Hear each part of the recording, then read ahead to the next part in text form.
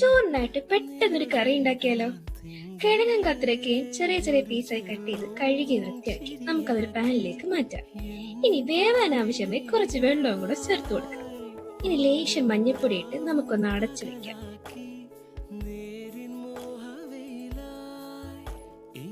തിളച്ചു തുടങ്ങുമ്പോൾ ആവശ്യത്തിന് ഉപ്പും ചേർത്ത് കൊടുക്കാം. കറിക്ക് ആവശ്യമായി ഒരു ചെറിയൊരു അരപ്പും കൂടെ നമുക്ക് തയ്യാറാക്കണം.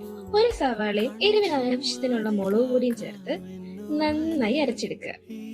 ഇനി നമ്മുടെ കറിയിലേക്ക് ഇത് ചേർത്ത് നന്നായി ഇളക്കി ഒന്ന് അടച്ചു വെക്കാം. കറിയൊക്കെ നല്ലപോലെ കുറുകി സെറ്റായി കഴിയുമ്പോൾ മുകളിലേക്ക് കുറച്ച് കരിവേപ്പിലയും തൂക്കി കുറച്ച് വെളിച്ചെണ്ണയും കൂടെ ഒഴിച്ച് കഴിയുമ്പോൾ ഒരു വാവ് ഫീലിംഗ് ആയിരിക്കും. ചോറിന്റെ കൂടെ ദോശയുടെ കൂടെ ഒക്കെ അടിപൊളിയാണ്. ഇവിടൊക്കെ വഴുതനങ്ങ വറ്റിച്ചതെന്ന് ഇതിന് പറയും.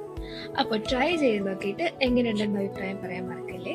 അതുപോലെ ലൈക്കും ഷെയറും സബ്സ്ക്രൈബും ചെയ്യാൻ മറക്കേ ചെയ്യരുത്.